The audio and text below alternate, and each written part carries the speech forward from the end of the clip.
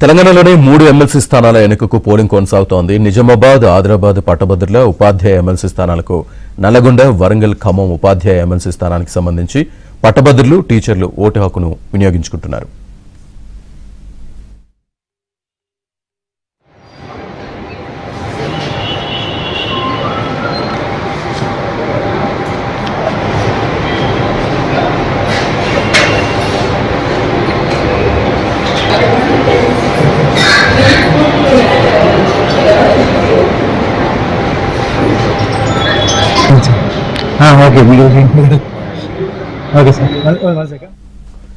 తెలంగాణలోని 3 ఎమ్మెల్సీ స్థానాల ఎన్నికకు పోలింగ్ కొనసాగుతోంది.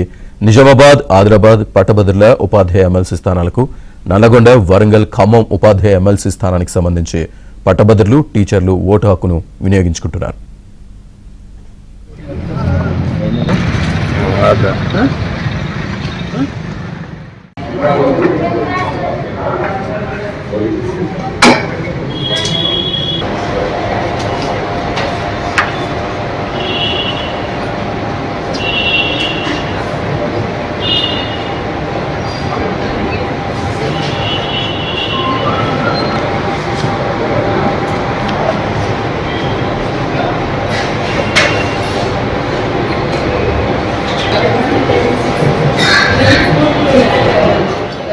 ఉమ్మడి నిజామాబాద్ జిల్లా వ్యాప్తంగా 135 పోలింగ్ కేంద్రాల్లో ఓటర్లు తమ ఓటు హక్కు వినియోగించుకుంటున్నారు.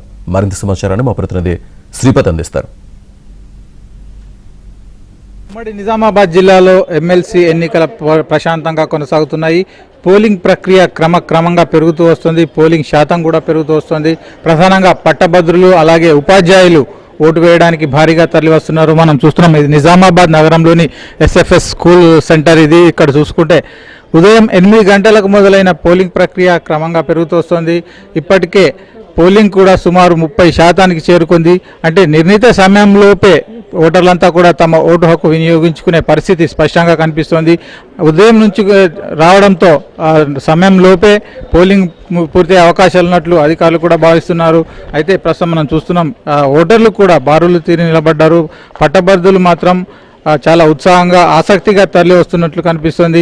ఇటు నిజామాబాద్ జిల్లాతో పాటు ఉమ్మడి కరీంనగర్, ఆదిలాబాద్, మెదక్ జిల్లాలకు సంబంధించిన పట్టభద్రుల నియోజకవర్గం అలాగే ఉపాధ్యాయ నియోజకవర్గానికి సంబంధించి ఈరోజు పోలింగ్ కొనసాగుతోంది. అయితే ఉదయం 8 గంటలకు మొదలైన ప్రక్రియ సాయంత్రం 4 గంటల వరకు కూడా కొనసాగుతోంది. దీనికి సంబంధించి జిల్లా అధికారుల పర్యవేక్షణ కూడా కొనసాగుతోంది.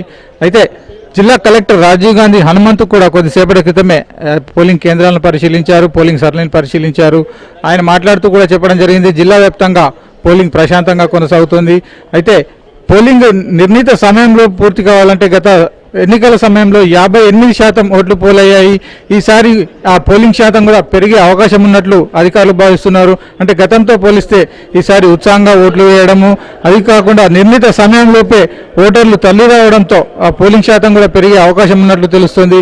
ఈ పరిస్థితుల నేపథ్యంలోనే అభ్యర్థులు, బరిలో నిలిచిన అభ్యర్థులు కూడా ఎవరికి వారే అనుకూలమైన అంచనాలు వేసుకుంటున్నట్లు కనిపిస్తోంది. అంటే పోలింగ్ శాతం పెరగడము తమకే కలిసి వస్తుందని ఇటు కాంగ్రెస్ అధికార పక్ష మద్దతుదారుడుగా ఉన్న నరేందర్ రెడ్డి వర్గీయులు భావిస్తున్నారు. అలాగే బీజేపీ తరఫున కూడా గట్టి ప్రచారం నిర్వహించడము, అలాగే జనాలు అంటే అభ్యర్థులు కూడా, ఓటర్లు కూడా మద్దతు పలుకుతున్న నేపథ్యంలో వారు కూడా గెలుపు అంచనాలతో ఉన్నారు. అలాగే కొందరు స్వతంత్ర అభ్యర్థులు కూడా గట్టి పోటీ ఇచ్చారు. వారికి కూడా నిజామాబాద్ జిల్లాలో పెద్ద మొత్తంలోనే మొదటి ప్రాధాన్యత ఓట్లు అలాగే రెండో ప్రాధాన్యత ఓట్లు నమోదవుతున్నట్లుగా తెలుస్తుంది. ఈ పరిస్థితుల్లో ఫలితం ఎలా ఉండబోతోంది, నిజామాబాద్ ఓటరు ఎవరికి అండగా నిలిచారు, ఎవరికి మద్దతు ఇచ్చారనే విషయం కూడా తేలాల్సి ఉంది. మొత్తంగా పోలింగ్ జరుగుతున్న క్రమంలోనే, ఓట్ల శాతం పెరుగుతున్న క్రమంలో అభ్యర్థులు కూడా అంచనాలు వేస్తున్నారు. పోలింగ్ సరళిని ఎలా ఉంది, పోలింగ్ సరళి ఎవరికి కలిసి రాబోతుంది, ఎవరికి గెలుపు అవకాశాలు కల్పించబోతుంది అనే విషయంలో కూడా అంచనాలు వేస్తున్నారు. ఈ పరిస్థితులను ఇటు కాంగ్రెస్ అలాగే బీజేపీ రాజకీయ పక్షాలతో పాటు ఇతర రాజకీయ పక్షాలు అలాగే పోటీలో నిలిచిన స్వతంత్ర అభ్యర్థులు కూడా పోలింగ్ సరళిని పర్యవేక్షిస్తూ అంచనాలు వేసే పనిలో నిమగ్నమై ఉన్నారు. వీడియో జర్నలిస్ట్ అనిల్తో శ్రీపతి, ఏవనాంధ్రజ్యోతి, నిజామాబాద్.